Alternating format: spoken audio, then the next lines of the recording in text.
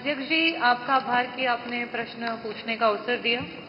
हालांकि मंत्री जी अब लगता है आगे प्रश्नों के जो उत्तर हैं वो देना नहीं चाहते हैं, इसीलिए विभाग को बेचने की पूरी तैयारी करके बैठे हुए हैं।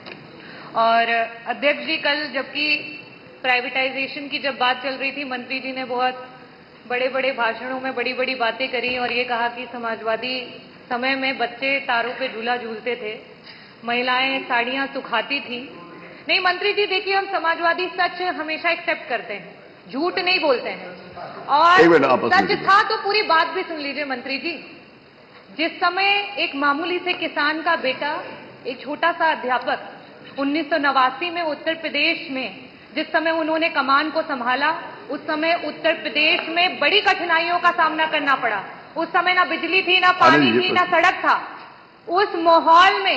उस माहौल से लेकर के जब आप लोग 2017 में आपने सरकार बनाई है, समाजवादियों ने आपको 17,000 मेगावाट का उत्पादन कर करके आपको यहां पे पहुंचाया। लेकिन अध्यक्ष जी, मंत्री जी बहुत बड़े बड़े दावे करते हैं, बहुत बड़ी बड़ी बातें करते हैं। आपकी सरकार ने उस 17,000 मेगावाट को डबल तक करके नहीं कर पाए। सिर्फ 8,000 का उत्पादन करके आप अपने आप से भवाई लूटते हैं। अध्यक्ष जी, मेरा सवाल मंत्री जी से था। बार बार आज भी उन्होंने कहा कि 75 वर्षों में आपने क्या किया, बार बार आम और बबूल का हवाला देते हैं। मुझे लगता है आप गुजरात की ब्यूरोक्रेसी में कुछ ज्यादा ही व्यस्त थे कि उत्तर प्रदेश की जो हमारी पॉलिटिकल हिस्ट्री है उसको अच्छे से देख नहीं पाए। और मंत्री जी, मैं आंकड़ों के साथ आई हूं। 1989 में जब समाजवादी पार्टी की पहली बार सरकार बनी, तब से लेकर के 1989 से 1992 तक 2 वर्ष के लिए सिर्फ सरकार रही। उसके बाद 93 से लेकर के 95, फिर 2003 से लेकर के 2007 और पहली बार पूरी पंचवर्षीय की जो सरकार रही, जिसमें माननीय श्री अखिलेश यादव जी बतौर मुख्यमंत्री जिन्होंने कार्य किया, अपने विजनरी विजन को लेकर के, लीडरशिप को लेकर के पूरे उत्तर प्रदेश को जिस तरीके से उत्पादन बढ़ा करके और बिजली की व्यवस्था को अच्छा किया, वो आज आप उसी की देन है कि यहाँ पे कुछ काम कर पा रहे हैं। और आप क्या कर रहे हैं?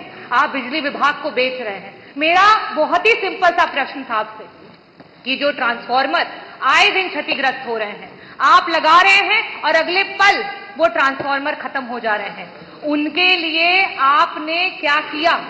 आपसे मैंने पूरे आपके कार्यकाल का आंकड़ा भी नहीं मांगा था, सिर्फ आपसे कहा था कि मात्र 2 वर्षों का आंकड़ा दे दीजिए कि इस प्रकार के कितने ट्रांसफार्मर हैं।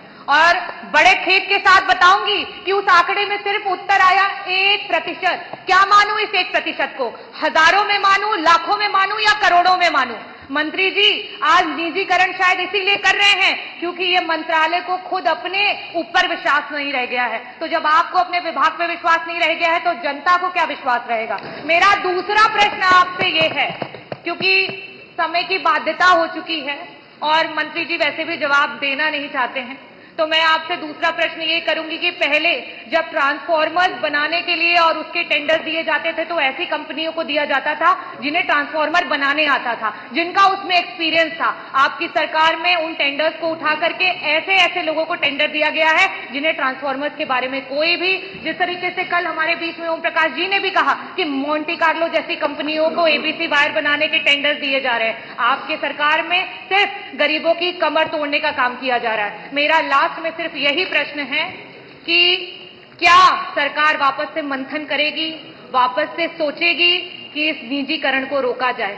किस तरीके से निजीकरण को रोक करके अपने आप को मौका दीजिए, अपनी सरकार को एक बार मौका दीजिए, क्योंकि जनता वादा खिलाफी करती नहीं है और अगर आप करोगे तो जनता फिर आपको छोड़ेगी भी नहीं। बहुत बहुत आभार। माननीय मंत्री जी।